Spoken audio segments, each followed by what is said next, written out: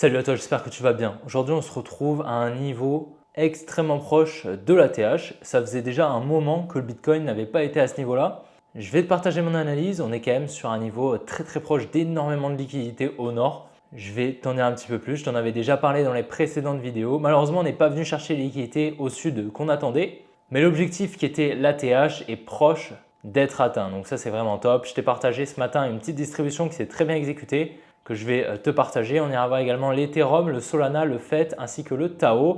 Le Tao, je t'avais partagé une zone qui est en train de s'exécuter à merveille. Franchement, c'est top avec une très jolie accumulation qu'on ira voir ensemble. J'espère vraiment que la vidéo te plaira. Si c'est le cas, n'hésite vraiment pas à la liker et à t'abonner si ce n'est pas déjà fait. N'oublie pas de me rejoindre sur mes autres réseaux qui sont tous en description. Tu as le canal Telegram, le groupe Telegram, etc. Je poste pas mal de choses là-bas, donc je t'invite vraiment à y jeter un petit coup d'œil. Et puis je te souhaite un bon visionnage. Allez, on est parti. Donc voilà, on est actuellement sur la distribution que je t'ai partagée ce matin. Donc on avait le Buying Climax, l'Automatic Rally, le ST juste ici pour créer en fait cette espèce de trendline, cette résistance qu'on est venu liquider juste là avec le Uptrust, juste ici. Magnifique. Donc je t'ai partagé juste là lorsqu'on venait de shift la structure en lower time frame, distribution M3, on devrait aller chercher la tiers au niveau des 70 600 qui était juste là. On est bien venu chercher les 70 600 qui était notre target. Comme tu le vois, on a réaccumulé juste en dessous parce qu'en fait la tiers c'est quoi? C'est une grosse zone de liquidité sur les distributions, les accumulations. Ça veut dire qu'il est très peu probable en fait qu'on réaccumule, en fait qu'on se retourne avant de venir chercher la tiers. Ça veut dire lorsqu'on a ce genre de setup, il est extrêmement pertinent de venir target la tiers comme un TP en fait, tu vois. Et c'est exactement, tu vois, ce qui s'est passé. Donc franchement, c'est vraiment top. Et juste après, on a réaccumulé, on est reparti à la hausse. Parce qu'à partir du moment où on vient casser la tiers, on peut potentiellement se retourner comme on l'a fait juste là. Mais bien évidemment, on peut également simplement liquider la tiers et continuer une baisse. Ce n'est pas impossible, ok? Ça dépend de l'order flow en higher time frame. On m'a posé la question sur le Telegram, donc je te réponds ici. Comme ça en fait profiter tout le monde. Tu le vois, on est bien venu passer bullish donc juste ici. Malheureusement, j'aurais bien aimé en fait qu'on vienne reshift la structure juste après. Donc on aurait shift la structure juste ici. Malheureusement, tu vois, on n'a pas shift la structure. Donc on n'est pas venu malheureusement chercher les liquidités au sud qu'on attendait. On avait vraiment énormément de liquidités ici au sud avec tous ces lots, tu vois. Pendant près de 20 jours, tu vois, on a accumulé énormément de liquidités au sud. Et malheureusement, on n'est pas venu les chercher. Donc c'est assez dommage. Maintenant, il faut savoir que notre target de l'ATH, d'accord, on avait des probabilités proches de 100% de venir chercher l'ATH. On n'y est pas encore, mais on ne devrait pas tarder à y aller. Hein. Comme je te l'ai dit, ça fait plusieurs semaines que je t'en parle. On a énormément de liquidités qui sont présentes au nord. Donc, on devrait aller les chercher d'ici peu. Maintenant, on n'est pas non plus à l'abri d'effectuer un petit rebond, venir chercher les liquidités et ensuite venir chercher l'ATH. C'est vraiment pas impossible. À ce moment-là, ça rajouterait encore plus de liquidités au-dessus de l'ATH. Maintenant, il faudra surveiller un petit peu ce qu'on va faire au-dessus de l'ATH. Comme je te l'ai dit, on a énormément de liquidités, donc ce n'est pas impossible que la smart money en profite pour prendre des profits. À ce moment-là, on pourrait largement avoir un petit rebond pour peut-être venir chercher cette demand juste ici. Et comme tu peux le voir juste ici, on vient en fait créer une espèce de trendline juste là, tu vois, juste ici, en rouge. Donc en fait, ce n'est pas impossible qu'une fois qu'on vienne chercher l'ATH, on distribue, tac, on vient chercher la tiers, on accumule sous la trendline. Donc en fait, la money passerait bearish, ok, elle viendrait vendre juste ici sous la tiers. En plus de ça, on réintégrerait la résistance qui serait donc un support étant donné qu'on serait juste au-dessus. Et donc, elle passerait bearish, elle injecterait des ordres en vente et la smart money pourrait utiliser cette contrepartie pour injecter ses positions à l'achat sans faire décaler le carnet d'ordre. Donc, ça pourrait être intéressant de surveiller tout ça si justement on va directement au-dessus de l'ATH dans les prochains jours. Et à ce moment-là, on pourrait par la suite accumuler donc ici et continuer une hausse tranquillement en venant donc liquider cette trendline sans forcément venir liquider ici ces niveaux. Donc, je vais surveiller cette trendline qui est énorme, qui est vraiment très grosse. Donc, c'est vraiment pas impossible qu'on ait ce genre de setup qui se dessine. On peut également avoir une énorme distribution. Personnellement, ce n'est pas forcément le scénario que je privilégie. À ce moment-là, on viendrait distribuer juste ici et effectuer des plus bas. Maintenant, voilà, ce n'est vraiment pas forcément le scénario que je privilégie. Ce scénario pourrait s'avérer intéressant si justement on distribue comme je te l'ai dit et on vient shift la structure donc à partir d'ici. Si on vient casser ce lot, juste ici, il sera extrêmement probable de venir chercher donc la faible gap juste là pour par la suite effectuer des plus bas. Tant qu'on ne vient pas shift le lot juste là après avoir récupéré les liquidités au nord, pour le moment c'est bullish et je m'attendrai donc à une réaccumulation ici, tu vois. Donc ce serait vraiment pour le moment le scénario que je privilégie. Maintenant, pour déclencher ce scénario, il va vraiment falloir qu'on vienne chercher les liquidités au-dessus de la TH. Donc c'est ce qu'on va surveiller dans les prochains jours. Mais c'est vrai qu'on avait quand même énormément de liquidités juste ici. Je trouve ça assez dommage qu'on ne soit pas venu les chercher. On est simplement en fait venu liquider ce petit support juste ici et apparemment ça a suffi et au final on n'avait pas forcément besoin de venir liquider au sud. Comme je te l'ai dit, c'était selon moi le plus probable. Je n'ai pas dit que c'était 100% sûr qu'on allait venir chercher les liquidités, mais selon moi c'était le plus probable. Maintenant voilà, des fois le scénario le plus probable ne s'exécute pas forcément parce qu'il n'y a pas 100% de probabilité qu'il s'exécute.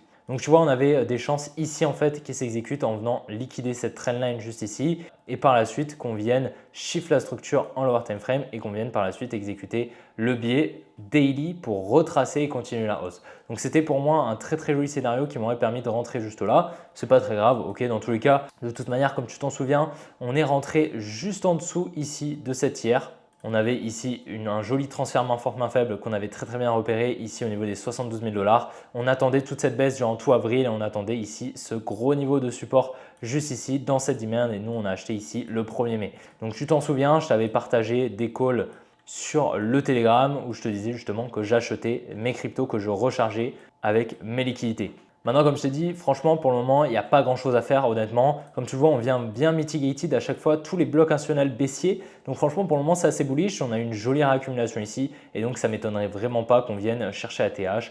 Peut-être ce soir, peut-être demain. Ce serait vraiment assez cohérent en tout cas. Et pour le moment, honnêtement, il n'y a pas grand-chose à dire. Maintenant, il va falloir retracer parce que comme tu le sais, ok, là on retrace dans cette time frame, mais dans une plus grande time frame, il va falloir faire un retracement comme ceci qui sera assez cohérent.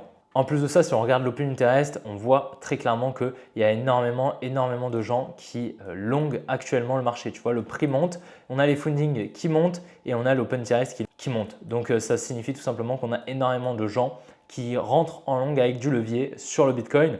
Donc, ça crée pas mal de liquidités et donc ce serait assez cohérent en fait qu'en higher time frame, on vienne créer une plus grande structure comme ceci. Tu vois, ce serait assez cohérent. Maintenant, est-ce que ça va arriver avant la TH ou après la TH? C'est assez difficile à dire. Pour le moment, on est bien parti pour aller chercher la TH, mais on va quand même surveiller ça. L'Ethereum, contrairement au Bitcoin, est assez mou. Tu le vois juste ici, on a des equal high, donc vraiment pas mal de liquidité. On a une résistance juste ici et puis on a énormément de liquidité juste ici. Tu vois, vraiment, on a vraiment un support juste là. Donc un espèce de range en fait, comme on pourrait appeler la money.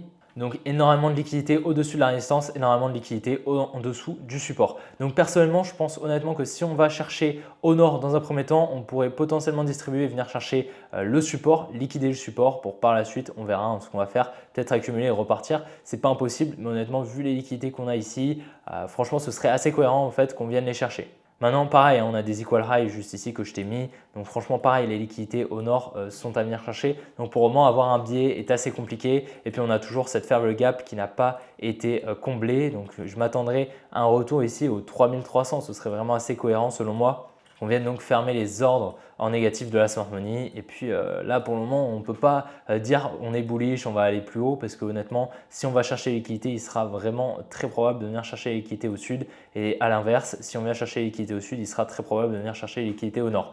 Donc pour le moment, ça ne sert à rien de se positionner si on n'a pas un biais high probability ou du moins avec de fortes probabilités de s'exécuter. Donc pour le moment, je préfère ne pas me positionner sur l'Ethereum étant donné qu'on a des liquidités au nord et au sud. Sur Solana, on est bien venu chercher ici la supply que j'avais partagée lorsqu'on était, il me semble ici, voilà. Lorsqu'on était en train d'accumuler, il me semble que je t'ai partagé cette supply. Donc tu vois, on a pris quand même notre temps pour venir la chercher. On est enfin venu la chercher au niveau des 175 $ à peu près. On a toujours ici ce support, ces equal low qui sont présents, donc il y a pas mal de liquidités. Ce n'est pas forcément obligatoire de venir les chercher parce qu'ici, on a quand même bien accumulé. Donc on pourrait potentiellement protéger ce low, à voir, d'accord, mais on a quand même pas mal de liquidités. Il faut quand même les repérer. Ok, maintenant qu'on est dans la supply, on va voir ce qui va se passer. On a eu ici une potentielle distribution que je vais te montrer en 15 minutes. Tu vois, on aurait ici potentiellement donc un buying climax, un automatic rally, un ST et un uptrust. Malheureusement, ici, on aurait le SOW.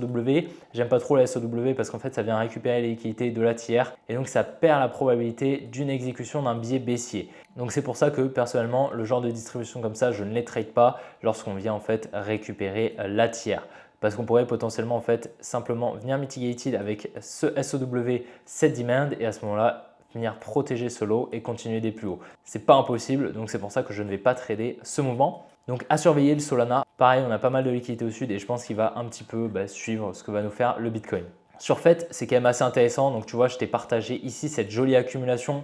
On est venu donc accumuler en fait sous cette grosse trendline que je peux te remontrer hein, si tu veux, mais on a vraiment cette grosse trendline. Donc, je t'avais partagé sur le groupe Telegram ainsi que sur YouTube. Hein. Lorsqu'on était juste ici, voilà, je t'ai dit que je rachetais du fait. On est bienvenu donc mitigated par la suite, l'order block baissier qui n'avait pas été mitigated. Comment on voit qu'il n'a pas été mitigated? C'est très simple. On avait ici un petit peu d'imbalance. Bon, rien de très fou, mais non, voilà, il n'avait pas été mitigated en profondeur, simplement en surface, comme tu le vois, on était revenu avec cette petite mèche et donc c'était pertinent ici d'y revenir pour effectuer des plus hauts. Donc on a eu le point bas ici, on avait eu le précédent point bas hein, le 1er mai, c'était ici, voilà, on avait eu quand même presque le point bas, mais voilà, un très très joli point d'achat. Donc on a un point d'achat qui est quand même assez clean sur le fait. Par contre, ce qui me dérange un petit peu, c'est qu'on est en train de créer une espèce de trendline juste ici. Donc, potentiellement pas mal de liquidité. On pourrait potentiellement effectuer après une redistribution et venir chercher liquidité pour par la suite recontinuer à voir ce qui se passera. Mais pour le moment, voilà.